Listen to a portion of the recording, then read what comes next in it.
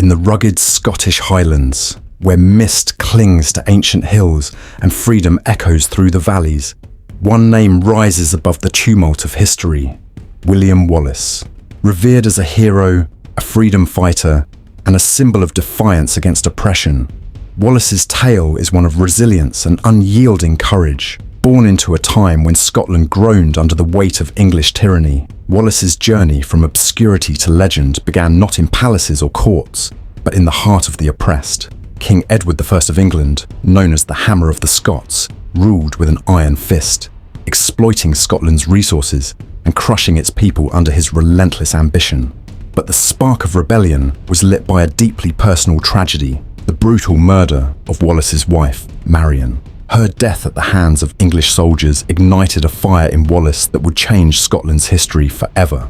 Fueled by grief and a burning sense of justice, Wallace rallied fellow Scots to his cause. What began as small skirmishes against local garrisons quickly escalated into a full-blown rebellion. With no formal training, no vast armies, and no noble title to his name, Wallace relied on his wit, charisma, and unparalleled bravery. His tactics were unconventional, using the rugged Scottish terrain to his advantage, ambushing and outmaneuvering the more structured English forces. His first major victory at the Battle of Stirling Bridge in 1297 was a masterstroke of strategy.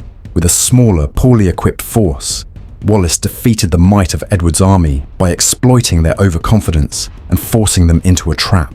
Stirling Bridge became a symbol of hope for Scotland, a rallying cry for freedom against insurmountable odds. Wallace's triumphs were not just victories of swords and shields, but victories of spirit. His defiance united clans that had long been divided, inspiring a nation to believe in the possibility of freedom.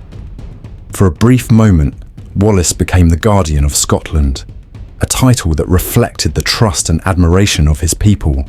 But the struggle for independence was far from over. King Edward, enraged and humiliated by Wallace's success, redoubled his efforts to crush the rebellion. Wallace faced betrayal, dwindling resources, and the immense power of the English crown. At the Battle of Falkirk, Wallace's forces suffered a crushing defeat, betrayed by Scottish nobles who sought favour with Edward. Though he escaped capture, his influence waned as Scotland's nobility jockeyed for power and sought compromises with England. Even in the face of defeat, Wallace refused to bow. He continued his fight, a lone wolf striking against the might of an empire, until treachery finally caught up with him.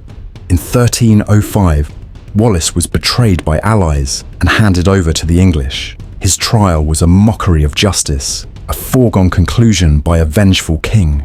Wallace's execution was as brutal as it was symbolic, a public spectacle meant to break the spirit of Scotland. Hanged, drawn, and quartered, his body was torn apart, his limbs sent to the corners of Edward's kingdom as a warning. Yet, in death, Wallace became more powerful than ever. His sacrifice did not silence the cry for freedom, it amplified it. Wallace's legacy inspired future leaders, most notably Robert the Bruce, who would eventually lead Scotland to victory at Bannockburn and secure its independence.